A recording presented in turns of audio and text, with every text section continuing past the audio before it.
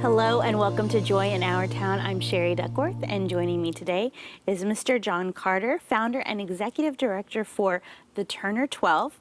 And joining him is Miss Jeniece Madison, a student with the Turner 12. Thank you both for being here today. Thank you for having us, Cheri. Thank you. Now, I would love to start with Mr. Carter here and ask you, what inspired you to start this particular organization? Well, I was after I left college, I was a sports writer there in Dallas. And I was volunteering in one of the local high schools, and I was very fortunate to have two teachers that really made a difference in my life. And so as I was volunteering there in the school, I saw some things from one of the teachers that just didn't sit well with me. And so I mustered up enough courage to ask her why was she still teaching. And her statement to me was the premise for why I started the organization. She said to me the only reason she was still teaching was because she got 3 months off in the summer. And that bothered me to hear an educator say that her only reason for teaching was because she got 3 months off in the summer, keeping in mind that I had two teachers that really made a difference in my life. So I knew what will happen if you had teachers that would make a difference and really genuinely try to mentor and nurture you. And so I ended up resigning as a sports writer, and I got into education. I was hoping to become a principal because I was going to get rid of that teacher and every other teacher in that building that I felt was there simply because he or she got 3 months off in the summer. And so I went through the district and taught for 8 years, and eventually got out of the district as an educator to begin trying to deliver education, if you would, in a non-traditional fashion. And so we took 12 kids in a housing development there in Dallas, Cheri, and we learned that in 10 years, I did a case study of this housing development back in 1999, and I learned that in 10 years, from 89 to 99, only 6 students from this housing project had gone to college. And so with that said, knowing the vision or the plans that I'd had for trying to help that community, we took 12 students in 2000, and we began the process of trying to instill in them the importance of education, to gain the support of the parents, to try to change that community and see if we could change some of those numbers over a course of time. I think it's incredible and wonderful when you see somebody who sees a need and they're able to actually do something about it. You know, there's so many of us that stop and go, gosh, I wish that I could do something to change that. And you saw that and you did. Yeah. And so thank you. Thank you for doing that. And, you know, taking that initiative, because that takes a lot of courage and just a lot of patience to work through, I'm sure, a lot of the challenges you faced. How would you say that having the Turner 12 available to the students in that area, in the Dallas area, has helped to kind of change the face maybe of that area? And maybe that's a good question for you, Jeniece. You know, how do you see it changing the mentality of the students in the area? It motivates us to actually do what we're supposed to, you know, finish assignments versus skipping class, be respectful. It's a huge motivator just for us to go, I guess, the right way. Yeah, absolutely. Now, what are some of the challenges that you faced, some of the hurdles, some of the obstacles? And I'm sure, you know, for the founder of the organization, and then of course for a student of the organization, you're going to have different hurdles in mind. So for starting the organization and working with the community, what were some of the hurdles that you faced going into the community? Well, one of the hurdles was simply trying to help the students understand the importance of a quality education. From that particular housing development, again, only 6 kids in 10 years, college was foreign to some extent for them. And so one of the things we wanted to do was help them to understand the importance of embracing education and what that would look like for them in later years if they chose to do so. A lot of that community was without having individuals who had gone to college, of course. And so we tried to instill in them a confidence, Cheri, if you would, that if you just understand the importance of going to college, follow some of the principles that we're trying to pour into you, allow us to expose you to experiences and individuals that could also come alongside me and help you to understand what education is all about, then you would have a winning shot of going to college. And so we wanted to, first of all, erase that foreign misconception that you could not go to college. Right. That was a big problem in the community. And then we wanted to be consistent in our delivery of service to those young people. So many people will come through and say, you know what, you can go to college because I went to college. But I think one of the things that our organization wanted to do was say, not only can you go to college because I've done it, let me show you how to do it. And that was one of the big things we wanted to do as well. Not just say you can go to college, but try to walk you through this process if you would. Because I'm sure, I mean, when you're growing up in a culture where, not everyone goes to college, it's very rare. It sounds so big and so scary to have somebody say, you need to go to college. Well, how do I make that happen? Nobody around me has made that happen. Nobody else knows how to do it. So to have somebody with instructions and a blueprint with how to get there is huge because I'm sure a lot of those parents in that area, there's a lot of single working parents, a lot of hardworking people that their priorities are not necessarily, college focused. It's more, let's pay the bills, let's put dinner on the table, so helping them see that they can do both, I think, just opens up a whole new world. So I think it's great that y'all are there to do that. Yeah, we actually have one of the things that we tried to do initially was to instill in them a belief that they could take with them and really hang their hats on that would get them through those tough times. And we have a creed that we try to give to our students, which simply says, whatever you can vividly imagine, whatever you can sincerely believe, whatever you can ardently desire, whatever you can enthusiastically act upon, will inevitably come to pass. And so that was kind of the groundwork, if you would, for what we wanted to instill in them from the very beginning to say, hey, if you vividly imagine yourself becoming an architect, if you sincerely believe that someday you can become a doctor, if you ardently desire someday becoming a pediatrician, and if you will enthusiastically act upon someday becoming an accountant, if you practice those principles, it will inevitably come to pass. I like that. Jeniece, when you heard that, how did it change your perception? And what did you think before you heard this about college?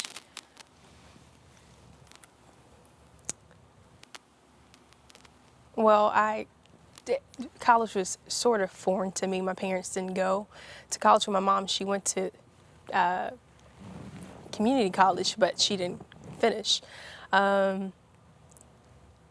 After hearing the creed and learning it and applying it, it just made me more aware that there's more that I can do. There's something in me that I have strength and I have enough courage to go out and do those things that I really want to do, those things that aren't coming in my neighborhood, and those things that, that he saw in me, being a teacher or an accountant or in some kind of profession that I didn't think was possible for me. Yeah.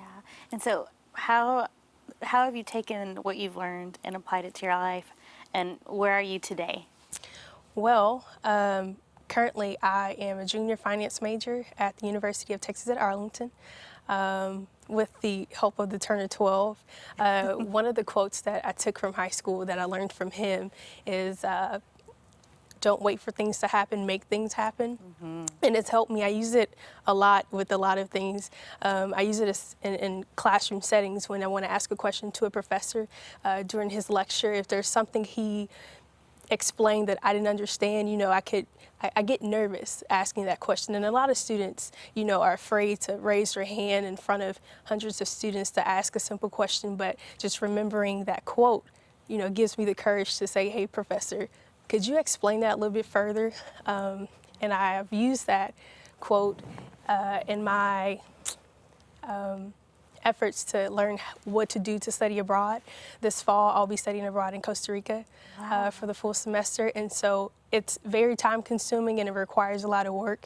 And that quote again, taking that initiative to actually find out what needs to be done, what the deadlines are, who to talk to, how long it's going to take, how much it's going to cost, all that is important. And so just taking that initiative, remembering that quote, helped me get to where I am today. And so I'll be going soon. Congratulations. Thank That you. is so awesome to hear. I mean, what a success story. How does that make you feel to hear her talk like that? Very proud. For me, it's very fulfilling to watch, knowing her. Well, she actually got in in her 9th grade year. Usually the organization, we bring kids in starting their 7th grade year. Okay. So it's actually a 10-year process, 2 years of middle school, 4 years of high school, and 4 or 5 years of college. But we were very fortunate to get Jeniece in her freshman year in high school, but to watch the transformation since she was a freshman to where she is today. And it really makes me feel great and feel proud to know that we've had some difference in our young people's lives. So Yeah. it really feels good. It's awesome because you're working hard to really help them and help their future, and the residual benefits for you are wonderful to see that. You know, it's such a gift back to you to see, you know, a student like Jeniece flourishing and utilizing all the efforts and time you poured into the program. So I just love having you both here today to show our audience, you know, this is what happens when you encourage others, and you know, the success that is brought. So it can be done. And for you to go from a neighborhood where only 6 kids even went to college in that whole neighborhood to now, what's that look like? Well, we've been very fortunate. In our first class of 12, in our charter group of 12 back in 2000, they graduated in 2005. And we were able to get 11 of those 12 into college. Wow. We were actually able to have the salutatorian from that class. And there was a very interesting story behind that young lady who eventually ended up as salutatorian. In our second class of 12, Cheri, we brought them in 2005. They, of course, graduated in 2011, and 12 of those are still on college campuses today getting their degrees, and they're all juniors, such as Jeniece, and they'll be coming out very shortly. And right now, we're just on our third set of 12. And so the principle is every 6 years to reach back and take 12 students, and people always ask me, well, how'd you get your name? Why And, 12? Yeah. Right. And I have no problem with sharing that. It's the name Turner 12 came from the housing development that we targeted the first group of 12 kids in, which was Turner Courts. And then secondly, the disciples, those 12 disciples, and just knowing what Jesus was able to do with 12 men and some of the impact that he had in their lives. And then he charged them, of course, with trying to make their community better. And so that's kind of the principle behind what we do. We want to take 12 kids every 6 years and just really pour ourselves into them, do what we can to bring them to a point in their lives where they understand the importance of education, and then the importance of also being an agent of change within their own community, and see if we can at some point create that village that we always talk about that it takes to raise a child. It does take a village, definitely. Yeah, it does. Absolutely. So help me to see, like Jeniece was talking about, you know, her parents, her mom, you know, did make an attempt, which is great, you know, to go to college, and her dad wasn't able to. For whatever reasons that maybe these kids' parents didn't go to college, or it's just not something that is regularly thought of in their culture, how do you reach the parents, and how important is it for the parent to be on board and to communicate with them that it's okay that they didn't go, but to encourage their child to do so? Okay. Before we bring a student into the organization, we have a 3-step process, of course, and the final step of that is that we go into the home and we sit down with the parent and we sit down with that child and we walk them through the contract that we have. I mean, it shares everything that they need to know about being a participant of this organization. And one of those things that we try to make very clear to the parent is that we cannot do it alone. We need their help. Right. And so we have a parent meeting that is pretty much mandated every last Thursday of the month. My parents know that I expect them to be a part of that setting, and that's we're very proud of the attendance that we have at our parent meetings. Very few times do I not have all 12 of my parents in that parent meeting, but they understand that we pour a lot of time, a lot of energy into what we do with our students, and I think parents get to a point to where they understand that we're very sincere and genuine about what we're doing, and so having them to come to that once-a-month parent meeting is no problem for our organization. Before we go today, if people would like to know more information about the Turner 12, where can they go to get that? I would love to have your viewers look at our website. We have a pretty friendly website. It's www.turner12.org.